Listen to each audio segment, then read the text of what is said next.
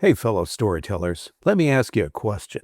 How confident are you that your content actually connects in every market? If you're guessing, it might be time to check out Phrase. Phrase is the industry-leading AI localization platform that helps you deliver content in multiple languages without losing your tone, your message, or your mind. It automates the manual work, slashes review time, and gives you real data on what's working where. Brands like Uber and Zendesk trust Phrase to scale their content across the globe and get it right every time. If you're serious about reaching more people and driving better results internationally, head over to phrase.com/MPN and take a look. That's phrase.com/MPN. Are you tired of juggling multiple software tools to manage your agency? Say hello to Deltek Workbook, the ultimate solution for marketing and communication agencies. With Workbook, you can streamline your projects, resources, and finances all in one place. Imagine real-time dashboards and reports giving you full visibility into your projects, people, and financials. Plan your team's capacity weeks in advance to avoid bottlenecks while staying on budget to maximize project margins. Plus, Workbook works perfectly for both agencies and in-house marketing teams looking to boost efficiency and profitability. And here's the best part. At PCI, we're a certified Deltek partner and reseller offering expert implementation, integrations, and ongoing support to ensure your success. Want to see how Deltek Workbook can transform your operations? For a free consultation, visit pci.us/podcast today. That's pci.us/podcast.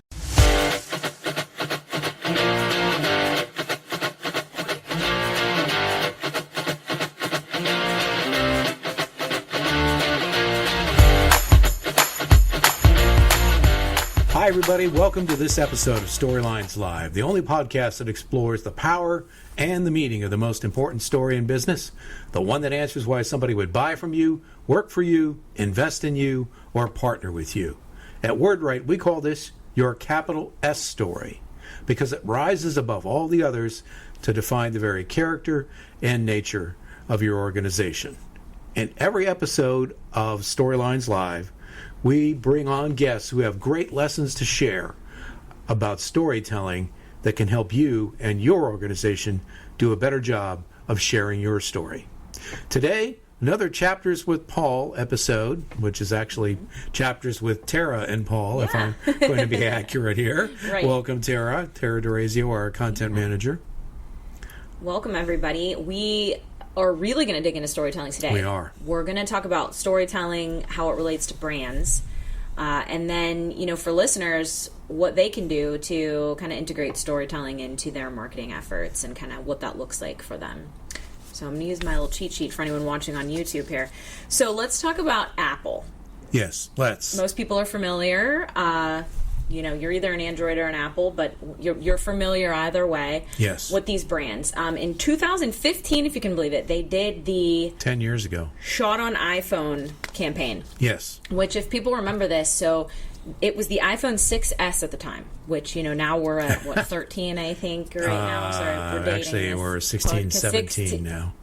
Right, that's right, 16. I just turned in my 13. That's right, we're at 16. Yeah. So 10 years ago, it was the iPhone 6S, and they were looking for ways to promote this. And they did a lot of different parts of this campaign. So there was user-submitted photos where people could take it on their iPhone, submit to win prizes, using hashtags. They worked with influencers to shoot content only on iPhone, and they posted it on their channels.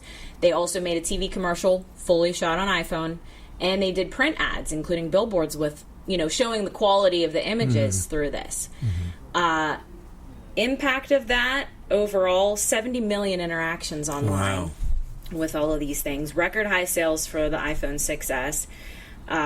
A recurring series, really, because they continued to do this, shot on iPhone, Yes. the next one was. And really keeping them on the, hey, we're on the cutting edge of technology, where our camera is, this is what our camera can do. And this is 10 years ago. Yes. So technology, obviously we've come a long way, but that was huge at that time to be able to do something like that from your phone. Do you remember this campaign? I do, yeah. Okay. Why do you think it worked so well? Their great storytelling is as much about psychology, Tara, as it is about the concept of story. And a lot of times business leaders get wrapped around the concept of story. Here's the psychology. There's nothing that's more effective when you're selling a product than to show how people are using it. Yeah. Right? I mean, there's an entire infomercial industry that's probably 60 or 70 years old that, kind of pioneered this in long form. And these commercials, the entire campaign, where you're looking at imagery that was shot on the iPhone says, wow, look what you can do with this. Regular people can make content with this phone. Right. And I think getting their audience involved, they're kind of part of it. It's their campaign overall, but everyone really had a piece of it. There was ownership in that. And, that's something that we can talk about how that would relate to, listeners who have, I have a law firm or I have an accounting firm. How do I get people involved in doing things like that for me? Is that possible for companies like that? What are your thoughts there? That's a great question. And the answer is yes. The older, let's call it the 70s and 80s version of marketing would say, a customer testimonial. Really, today, what works with video and social is a story. Yeah. And to the extent that you can share a story, you are going to increase engagement. And to the extent you're going to share a story that's actually told by the client that you helped, you're going to create even greater engagement. One of our law firm clients is actually doing this with talent and recruitment, and it's been very successful for them. They have a campaign going on right now where they have attorneys talk first person about why they like working at the firm. It's a LinkedIn campaign. Yeah. And it's produced a lot of leads for them in terms of potential hires, people who see lawyers just like them and how much they like working at this firm, and they think to themselves, I should check that out. Yeah, and what that goes to show is that you don't have to have a product. There doesn't have to be this physical thing. It could be just like that, the culture of the company, or it can be an experience. Yeah, the origin of the company. There's a lot of places where stories can be told, so it's kind of figuring out where that fits for your organization. Exactly. Another brand that really did a lot with kind of user, had users come into their campaign was the Coca-Cola Share a Coke. So Coke sales were declining in 2011, and this actually started in Australia. They found that millennials weren't buying the product, so they wanted to come up with something, and they came up with Share a Coke. And this is putting names on cans, which you'll still see that today. Yeah, you do. Nicknames on cans, and this eventually went global. That 70 countries ended up doing this.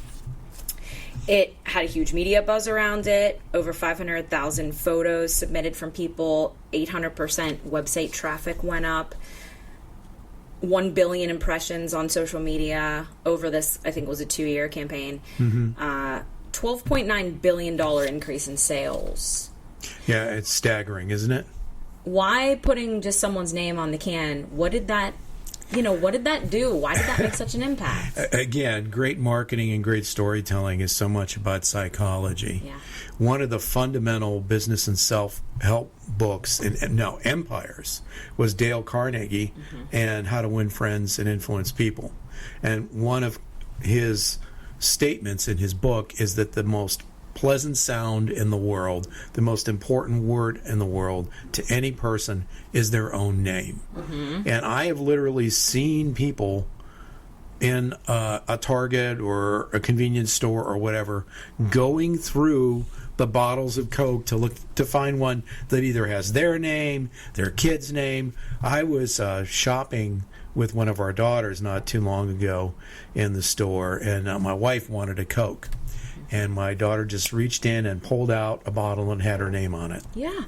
And I mean, just that experience, pulling the consumer into the story by literally sharing their name is so powerful. Yeah, it seems simple, but it really was impactful, and that's the thing too. Not everything has to be a huge campaign or changing all of these things. It could be a simple shift or a language shift or a post on social media that could really resonate with people. We're all humans, and we all just want to connect with each other. I know in your book, you talk a lot about stories and how it's important. Back in the day, this is how information was shared before everyone was writing anything down. We're sitting around talking about stories, and our brains want to connect with people. We want We want to find that Coke that says someone's name and send it to them, or look what I made on my phone. So I think, they do a really good job, both these campaigns, of just bringing people into it.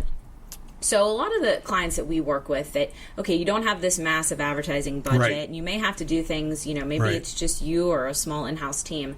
How can you effectively, where should you start, I guess? If you're trying to incorporate storytelling, where's a good place to start?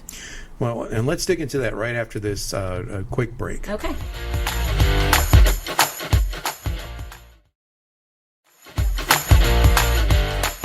Okay, I'm sure all of you have been waiting with bated breath to hear what we were going to share or see what we're going to share with you.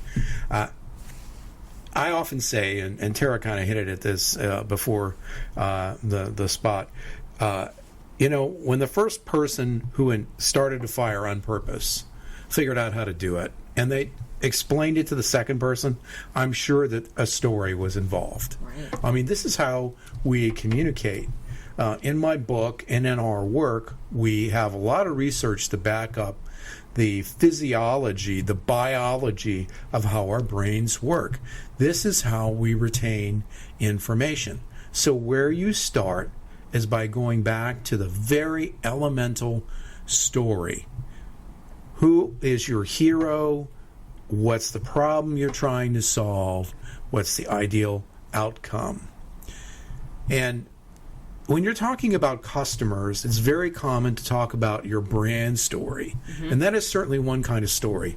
The example I gave earlier in this episode about the law firm, talent can also be an audience. Yeah. Investors can be an audience. Partners, neighbors, if you're a manufacturing company and you either have a facility in a neighborhood or you want to put one in a neighborhood. So the reason why I mention those other audiences is it's a little more sophisticated than simply saying, I'm going to use a story to tell somebody, buy my stuff, buy my stuff, buy my stuff.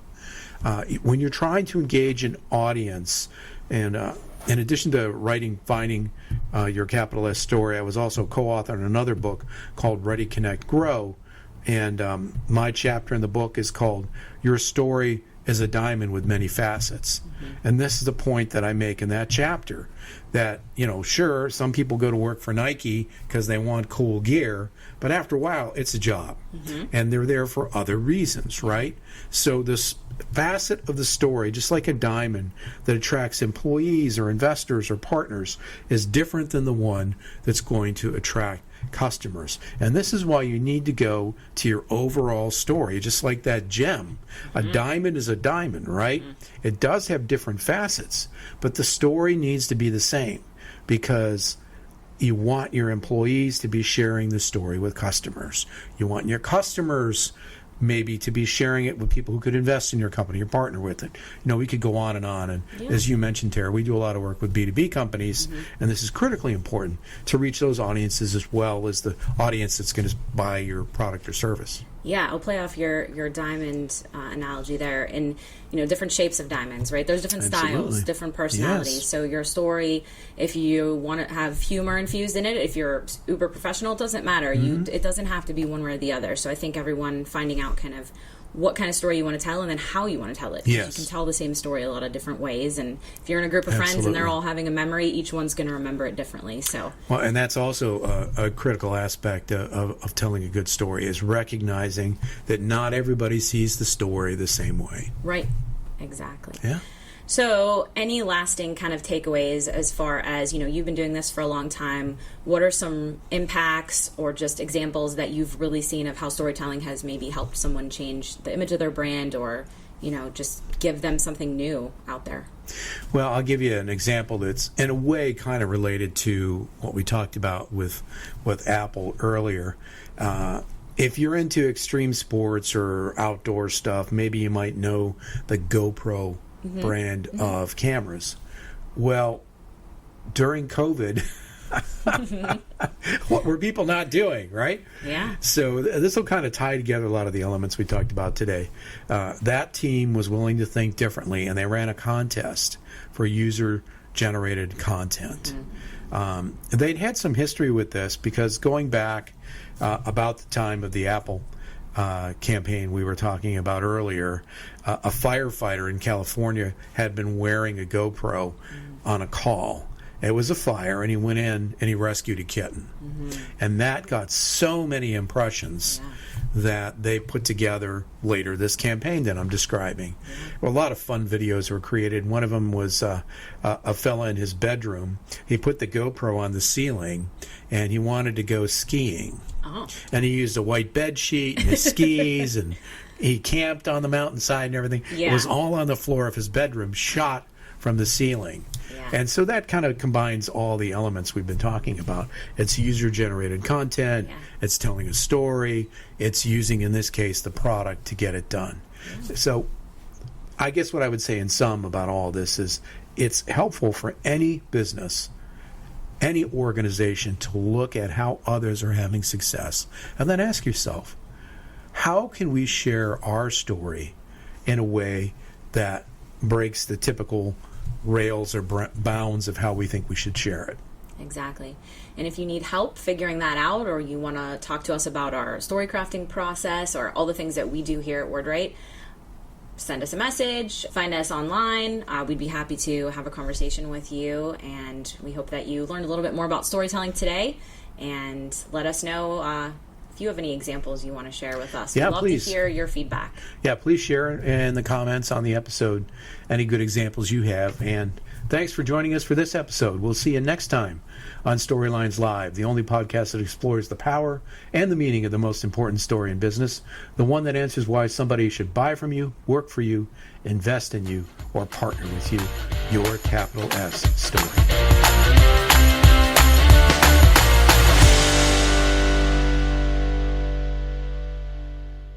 You may know you're listening to this show along the Marketing Podcast Network, but did you know there are other great shows on MPN to help your business? Hennika Watkis-Porter hosts The Entrepreneurial You, empowering entrepreneurs with insights on leadership, business, and success. Hennika, tell listeners what to expect from your show. So we provide innovative business strategies and practical solutions to common entrepreneurial challenges. And where can people subscribe? Find us at hennikawatkisporter.com, as well as the Marketing Podcast Network at marketingpodcasts.net, or search for it wherever you get your podcasts. You heard her. Go subscribe. This podcast is heard along the Marketing Podcast Network. For more great marketing podcasts, visit marketingpodcasts.net.